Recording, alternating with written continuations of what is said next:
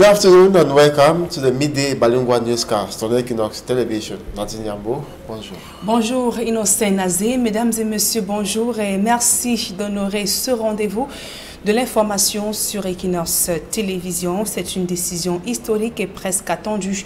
Ce jour à La Haye, les juges ont demandé l'acquittement et la mise en liberté immédiate de l'ex-président ivoirien Laurent Gbagbo et Charles Blé Goudé pour défaut de preuves. Incarcérés depuis 7 ans à La Haye, les deux hommes étaient jugés pour crimes contre l'humanité lors de la crise post-électorale 2010-2011 en Côte d'Ivoire. Mais l'audience a été suspendue à la demande du procureur dans l'attente d'un nouvel appel.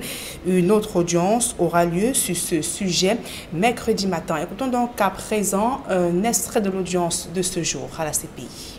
La décision complète n'est pas disponible à ce stade. Vous me permettez une seconde, s'il vous plaît? I think Your Honors. L'accusation, Monsieur le Président, nous comprenons qu'il y a une opinion dissidente qui sera rendue disponible plus tard dans la journée. Le Président, je voudrais réagir.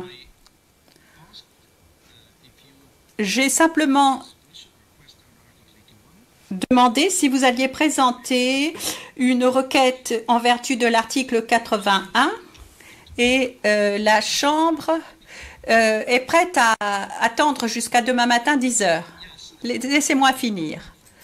Vous pourriez dire oui et puis demain revenir sur cette requête. Vous auriez donc jusqu'à demain 10 heures pour réfléchir à ce qui s'offre à vous. L'accusation, nous acceptons de nous retrouver demain matin à 10 heures. La question est la suivante. Est-ce que vous voulez utiliser la possibilité qui s'offre à vous à l'article 81.3? L'accusation, oui. Le Président, deuxième question, est-ce que vous êtes disposé à le faire dès maintenant? L'accusation, ma réponse est non, étant donné que nous n'avons pas la décision complète. Le Président, par conséquent, nous levons la séance jusqu'à demain matin. L'ordre de mise en liberté provisoire est suspendu jusqu'à demain matin, jusqu'à la décision à cet égard. Merci beaucoup. Je lève la séance.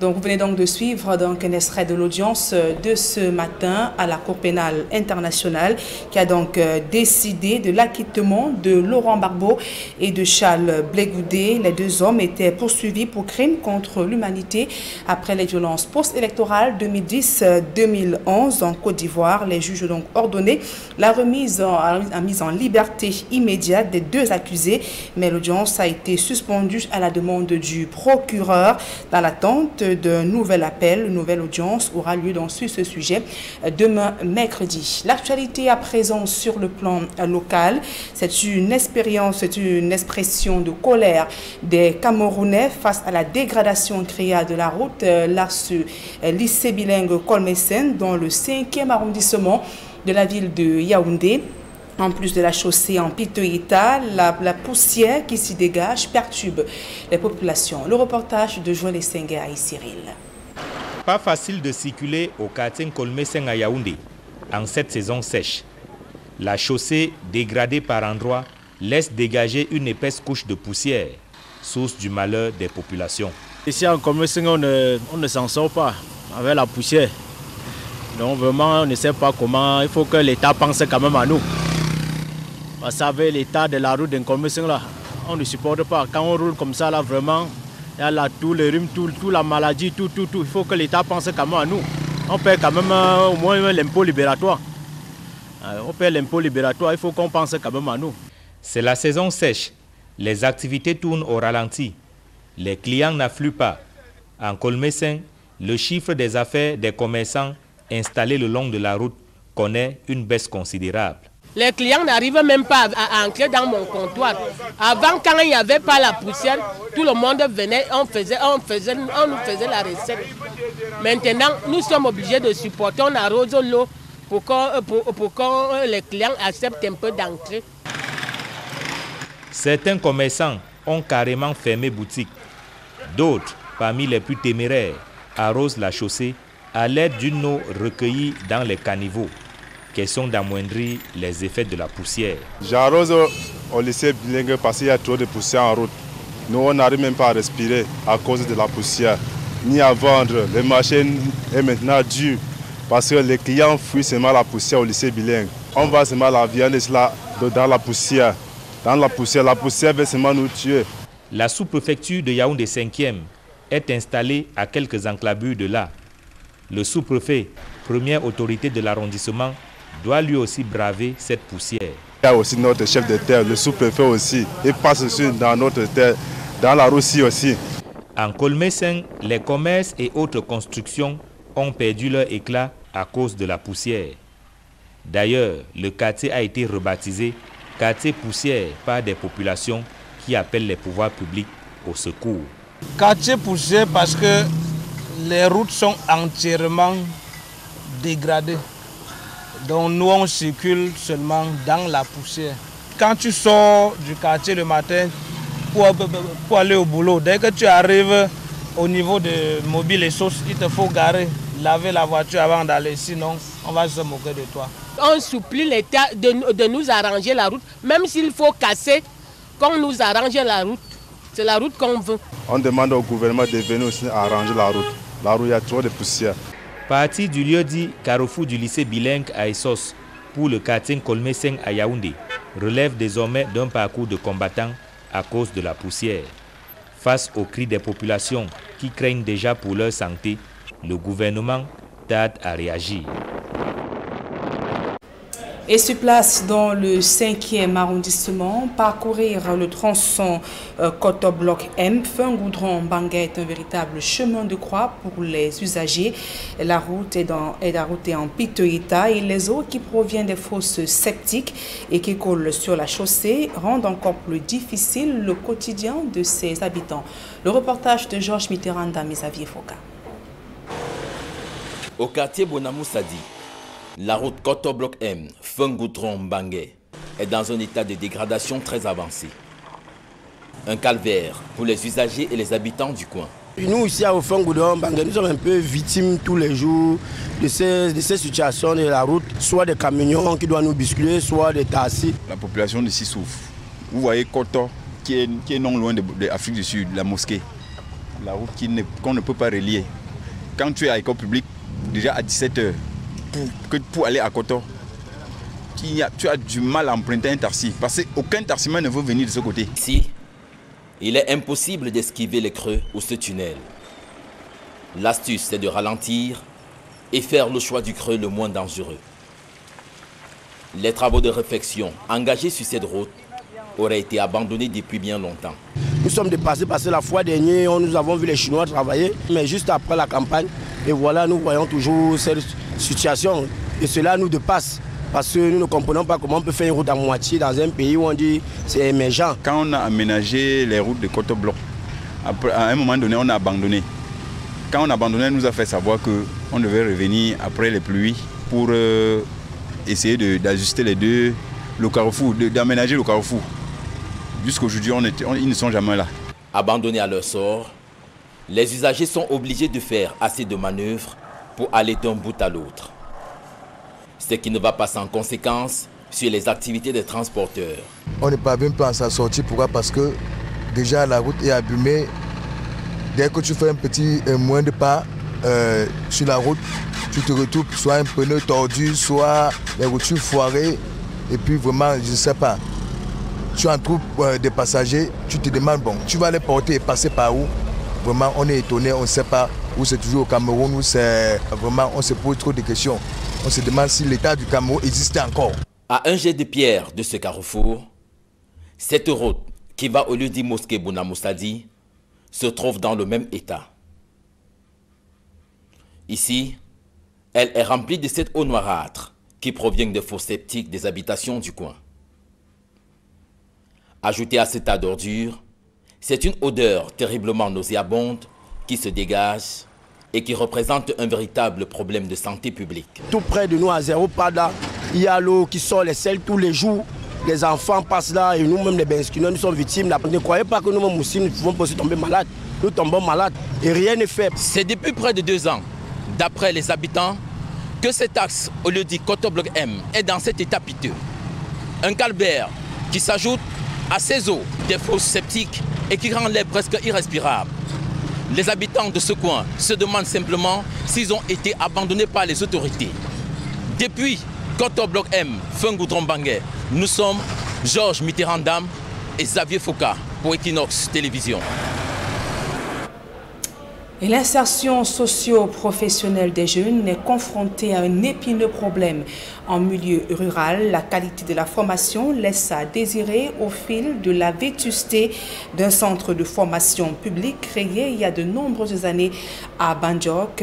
L'établissement souffre d'une insuffisance de matériel ainsi que d'enseignants qualifiés. Le reportage de Charles Melingui et Marcelin Gonçalves. Des choses comme ça. Ça laisse à désirer vraiment. Donc au XXIe siècle, qu'on soit encore dans des choses comme ça va. Ainsi s'indigne un des enseignants de la section menuiserie de la SAR SM de Mbandjok. Le formateur est dépassé par la qualité des infrastructures d'accueil pour un établissement qui offre pourtant des formations qualifiantes et professionnelles dans pas moins de 6 spécialités, dont la maçonnerie, la menuiserie, l'électricité, la mécanique, l'économie sociale et familiale, puis l'industrie d'habillement. Les difficultés, c'est que vous voyez, les structures d'accueil sont dérisoires. Nous sommes aussi d'emprunt. Nous avons un bâtiment et demi. L'autre bâtiment a été arraché par le vent. Et les élèves comme ça, les apprenants prennent cours en plein air. Les portes sont ouvertes à la merci de quiconque veut venir déposer les déchets organiques. Ça décourage les parents, ça décourage les élèves. Et on regarde un peu la SAR SM de Mbandjok comme un orphelin, comme un laissé pour compte. Un laissé pour compte qui veut pourtant offrir aux jeunes d'ici et même d'ailleurs une chance de s'insérer dans la société, peu importe le quotient intellectuel. Une volonté qui se heurte malheureusement à un mur de difficultés. Nous avons les enseignants, pas dans toutes les spécialités, on en a encore besoin. C'est une structure de formation qui forme les jeunes qui viennent à la fin de 2 années de formation chercher un diplôme de qualification professionnelle qui va permettre que demain sur le terrain ils puissent s'installer à leur propre compte ou alors être recrutés quelque part. Ils doivent être bien formés. Comment peuvent-ils bénéficier d'une bonne formation dans de telles conditions plutôt déplorables où les apprenants en industrie d'habillement côtoient ceux de la menuiserie ou encore de l'économie sociale et familiale? Faute d'espace pour loger décemment tout le monde. Une promiscuité et une proximité qui ne sont pas sans conséquence sur la qualité de la formation. Et ce, en dépit de la bonne volonté du corps enseignant. Des formateurs, mais aussi des apprenants qui sont obligés de faire contre mauvaise fortune bon cœur. Ils ont donc besoin du matériel pour travailler, de l'équipement, ils ont besoin des enseignants, ils ont besoin, n'est-ce pas, des salles, des classes capables de les accueillir pour encourager les parents et les élèves. Pourtant, ils ont l'avantage d'être à côté, n'est-ce pas, de ces industries qui ont besoin de la main-d'œuvre qualifiée. Maintenant, donc, nous avons pris le résultat qui donne 10 exposants. Il en est de Banjok, comme de la plupart des SAR SM. Entendez section artisanale et rurale et section ménagère, reparties sur l'ensemble du territoire. Déficit en personnel enseignant, bâtiments obsolètes, ateliers peu ou mal équipés. La liste des difficultés est loin d'être exhaustive et interpelle le nouveau ministre de l'Emploi et de la formation professionnelle, Issa Chiroma Bakari. Et la colère demeure vive à Bafan, dans le département du Onkam, région de l'Ouest Cameroun, après l'arrestation du maire Pierre Pouimo. Les populations sont sorties hier dans la rue pour manifester contre la détention provisoire du maire de Bafan à Yaoundé, Andingagnouf et Kedia. Scène de manifestation à Bafan ce lundi matin.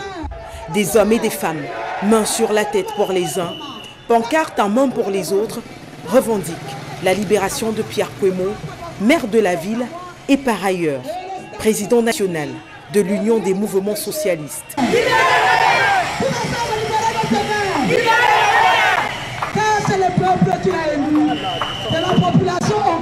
La circulation sera fortement paralysée dans la ville avec ces manifestants auxquels se sont mêlés des conducteurs de mototaxis.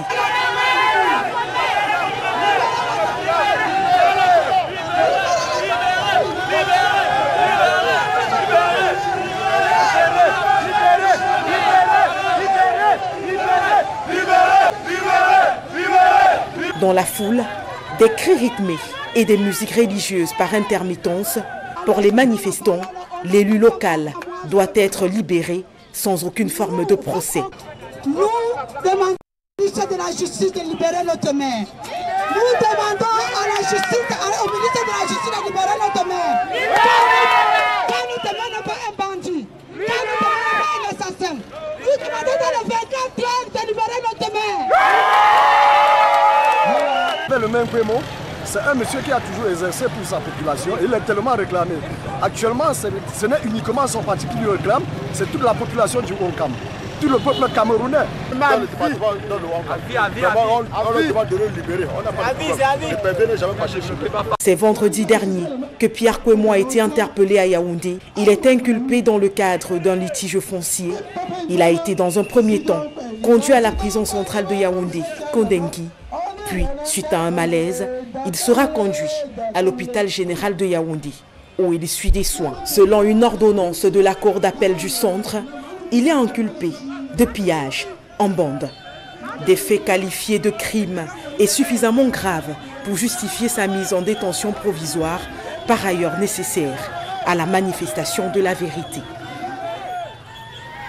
Précisons à la suite de ce reportage qu'après Bafon, dans le département du Ouankam, les habitants de Loum, dans le département du Mungo, ont manifesté à leur tour leurs inquiétudes face à cette situation. Pierre Kwemo, le président du club de football phare de la ville, et les supporters qui craignent que son incarcération pénalise UMS de Loum pour le prochain championnat. Nous y reviendrons. Tout autre chose à présent, Equinox Télévision, la chaîne du peuple, n'a pas dérogé à son engagement social à travers la caravane Noël en cœur. Des journalistes, techniciens, animateurs et commerciaux sont à donner du sourire à ces enfants durant les fêtes de fin d'année vivant dans des conditions difficiles. Isabelle Carole Zopet. Siège de la direction générale d'Equinox à Douala. L'administration, le personnel ainsi que son partenaire, les brasseries du Cameroun, se mobilisent pour redonner du sourire aux personnes nécessiteuses dans le cadre de la caravane Noël en cœur, édition 2018. Il est question de donner du sourire aux enfants à travers des présents constitués des produits de première nécessité, du vestimentaire, des jouets et bien d'autres. La caravane peut alors prendre le chemin des orphelinats.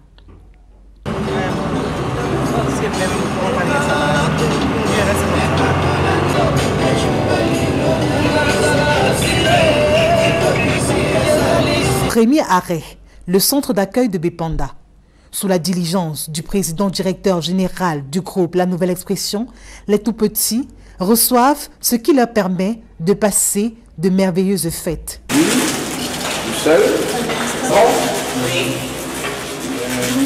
So I want to say thank you and let God bless you in your work, in your things that you are doing. Soucieux du bien-être des personnes vulnérables, le président directeur général du groupe La Nouvelle Expression tient une fois encore à sa parole. Chez nous, cette année, nous avons fait appel également à nos accompagnateurs habituels, que sont les Français du Cameroun et les téléspectateurs d'Equinox Télévision, pour faire en sorte que vous puissiez passer un Noël agréable avec un peu de sourire et être dans les mêmes conditions. Là que nous vous apportons ce petit présent. Dans cette mouvance, la caravane se rend à l'orphelinat main dans la main, symbole de solidarité, au quartier Bonamoussadi. Les orphelins de ce centre reçoivent à cœur joie les cadeaux des mains du Père Noël Equinox. C'est un geste qui me va droit au cœur. Nous pensons toujours faire de grandes choses, même les petites sont plus importantes, surtout sur ces enfants-là. Ils ont une soif d'affection. Ils ont soif qu'on fasse attention à eux. Et ça me fait plaisir d'autant plus que c'est des gens comme M. Tchunke, comme ça, qui pensent à revenir voir sur le terrain ce qui se passe. Comme à son précédent arrêt, Séverin Tchunke adresse un message de réconfort aux enfants démunis. Le message, c'est simplement de dire que tout n'est pas perdu dans la vie. Un sourire peut donner de l'espoir à quelqu'un. Et que nous devons chacun, dans sa posture, penser aux autres, donner la main. Et nous sommes là dans le centre main dans la main qui est bien indiqué. Comme à l'orphelinat Mère Teresa, Maratana et Compassion, l'ambiance est la même. Des moments de grande émotion pour les donateurs et les bénéficiaires. Ok, bon.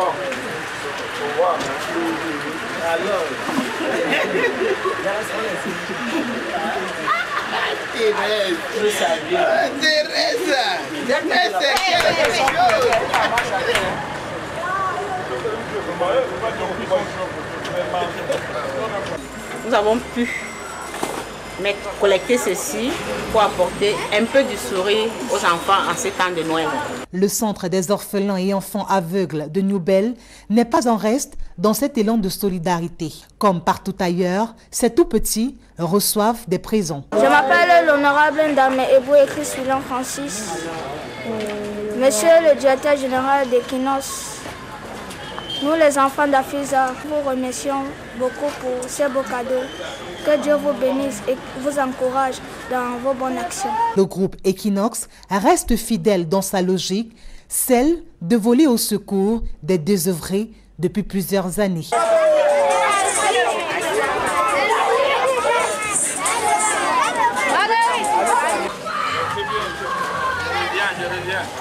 La chaîne du peuple n'entend pas s'arrêter en si bon chemin.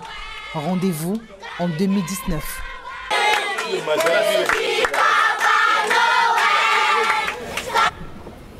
À présent, la deuxième partie de ce journal en langue anglaise avec vous et Nonsen Azif. Exactly, Nadine Yambo, good afternoon to you once more, televiewers. So we begin straight away with news out of the country where the International Criminal Court has ordered the release of former Ivory Coast President Laurent Gbagbo after acquitting him on charges of crimes against humanity. Judges today said the prosecutors had failed to satisfy the burden of proof over the accusations, adding their decision could be reversed on appeal.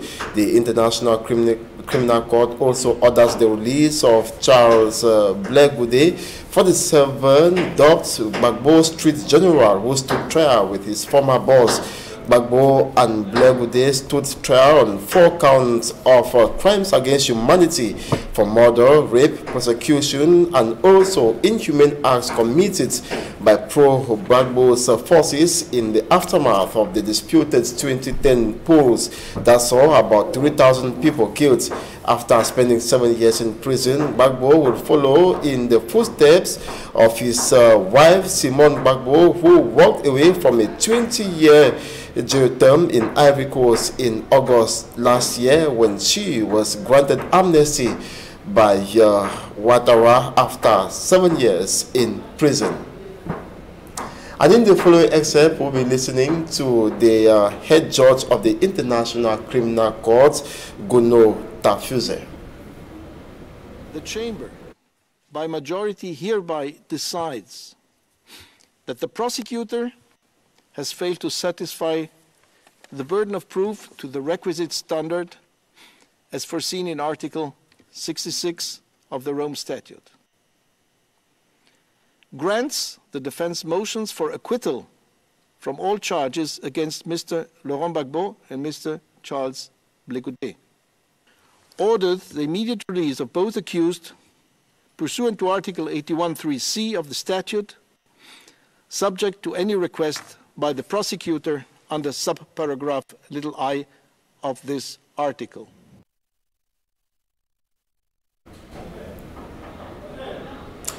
And back here in Cameroon, English-speaking Cameroonians may have to wait longer before a date for the holding of the All Anglophone General Conference, which new date is yet to be made official, and a new date for the holding of the broad-based dialogue is yet to be announced, even though the conveners met in Bamenda last weekend. It was the first time Cardinal Christian Tomi and his team were meeting in Bamenda. It came after a similar meeting held in Boya in the southwest region. The Archbishop Emeritus of Douala, Christian Cardinal Tomi, said enough consultations have not yet been made prior to the pre-national dialogue or inclusive dialogue to seek lasting solutions to the Anglophone crisis, which is in its third year. A new date will only be known after the ongoing extensive consultations. Let's now listen to Christian Cardinal Tomi, who was speaking to Mbostela in Bamenda in the following excerpt. Today, we thought we could fix a date for that meeting. Having thought seriously about the date, we all agreed that enough consultation has not been done.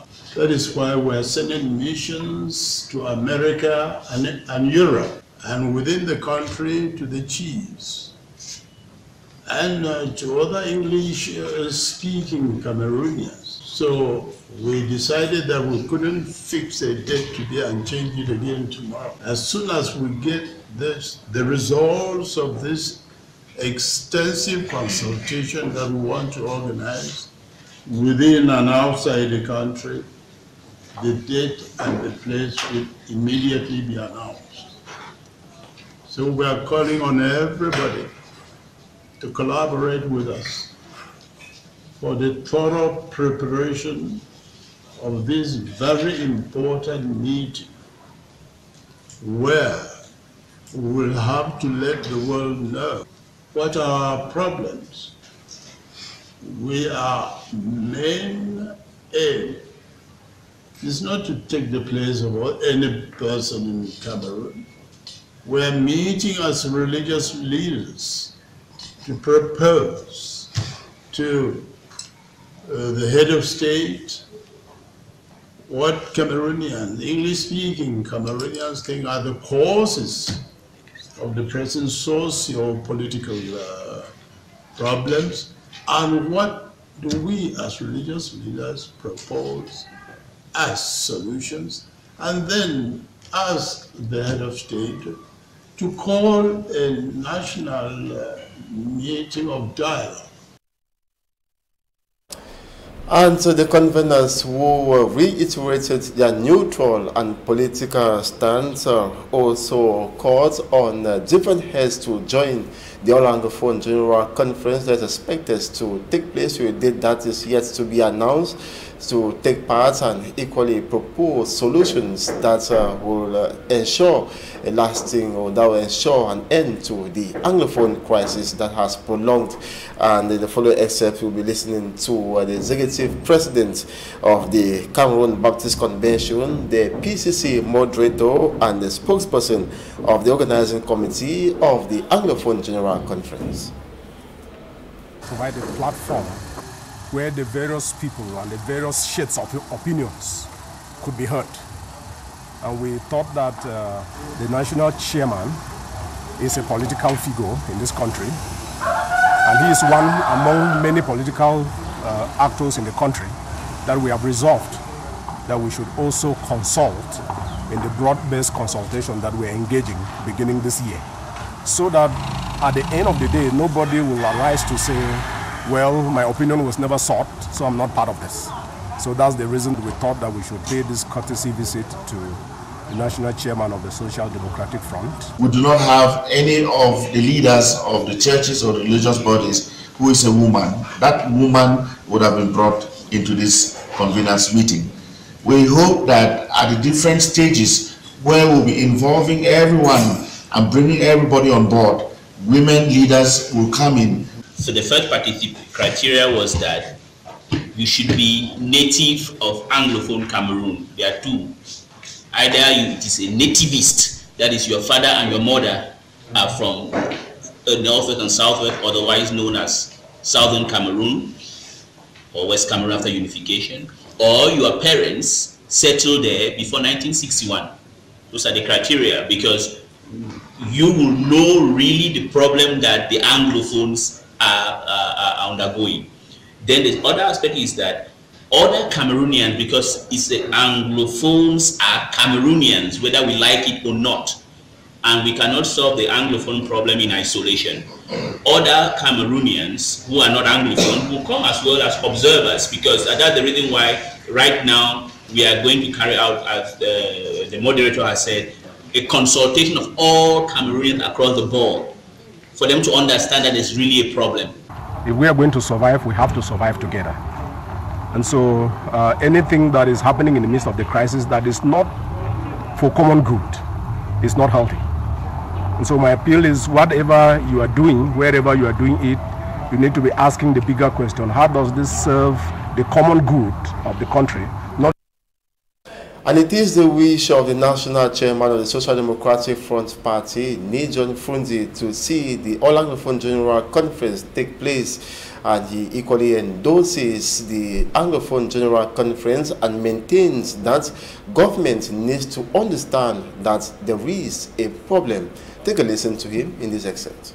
I'm praying that God should bless the efforts of this committee so that we come up with peaceful solutions to this, because with the speeches that Mr. B has made, they've made the boys more angry, and they've intensified their approach on the field, and now just attacking anybody. Because as I said, you saw my brother well beaten, was caught in the Ambazonia camp. You saw my sister here, who was caught and went through severe thrashing. She was in their camp for 4 days. And as I'm talking to you now, they stole my animals in Ngo-Obefang, stole my animals in Monkisu, stole my animal in Babanki here, stole my animals in Mijung, and all this being done in an effort to make me talk ill against the Anglophone issue. I still believe that we have a very strong, the Anglophones in this country have a very strong problem. And in the following reports, we present to you the impassable state of roads in the city of Douala. A case in point is the Anten-Koto stretch of road passing through Block M in Bonamoussadji in the Douala 5 municipality. Locals have qualified the stretch of roads as a veritable nightmare. For me, Armstrong Sanda. The common thing that frightens every road user coming from Carrefour Mosque in Bonamoussadji, Anten-Koto, Entre-Koto Cheferio, Fengudong Bange, is how to drive across this large, deep pothole, qualified as a veritable nightmare by drivers and local inhabitants. So the problem that we are facing here really is about this Carrefour. We had a lot of difficulties. Now people can even try to pass because in this hole there is no water. Every Monday, especially in the morning, when children are going to school, and then when there is water here, let me tell you something, when there is water here, there is a lot of go slow here because people cannot pass easily because of this water. You will see cars start from the other way to the other side. It is a breakdown point for vehicles, irrespective of their mechanical state, especially those driven by inexperienced drivers. Hardly a day goes by without an accident recorded on this stretch of the roads, according to road users and people who live around here. And that is not all, as the road is also littered.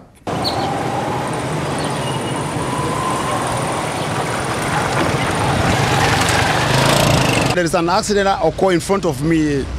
There was this 3-tire bike with this hijack Namfang. They meet here in this very hole. I was coming this way. Immediately as I stand here, I see the man was driving the bike. All her face here was bruises and there was blood coming out just because of this hole. Water from sewage tanks across Block M empties into the main pipe, which is now exposed by the large deep pothole, and the odor locals say is simply unbearable.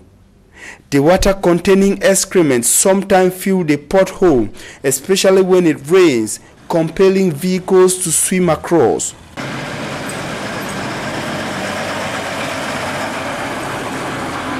The advanced degrading state of the road, though a nightmare to users, is used by some youths to make money. Some mechanic workshops, tire repair shops and youths ready to push vehicles could be seen around the advanced degraded stretch of the road, but they say recurrent accidents and the stench from the dirty water do not permit them to be consistently present. The condition of this stretch of the road in Block M, Koto Village, Douala 5 subdivision, which has been on for over 2 years now, is pathetic, littered, sometimes impassable, and the people are looking up to municipal and administrative authorities for an urgent solution. And that's it for this edition of the Midday Bilingual Newscast. Thanks so much for watching. Nazi Yambou, à 16h. Merci Innocent Nazé. Mesdames et messieurs, c'est la fin de ce journal. Merci pour votre aimable attention et passez d'agréables moments en compagnie de nos programmes.